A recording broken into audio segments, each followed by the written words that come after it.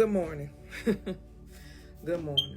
All I want to know is why nobody told us out loud, or why wasn't it printed in bold print and plastered all over Florida, as well as in our local communities, while the media was out here feeding us bulldog when this situation happened instead of what was really going on behind the scenes.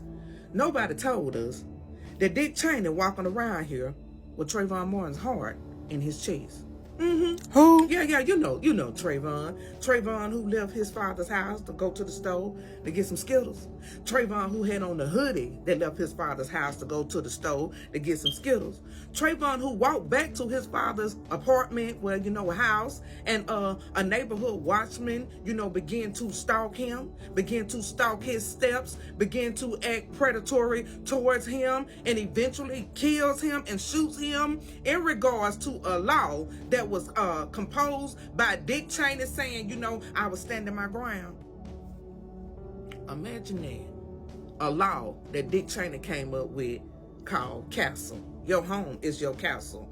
Imagine that. The 1% law, the stand your ground law. Yeah. All of those are subcategories of the castle law. Your home is your castle law that was incorporated by the one and only who?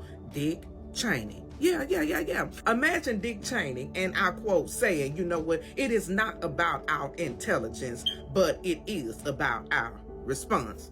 Imagine that law, which pretty much saying shoot first and ask questions and deal with the consequences later. Imagine the tragic irony in that. So George Zimmerman uses this law to protect himself in a court of justice to say he was justified in taking this 17-year-old's life. And that law being catapulted into something bigger than any of us could ever imagine. I'm talking about, look at the divine intervention.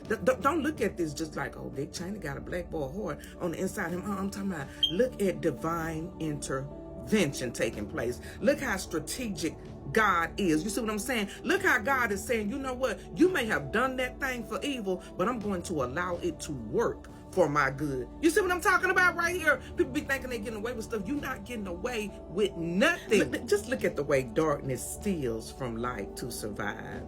But you know what? God is faithful. Imagine having to live with the consequences of your actions on the inside of you.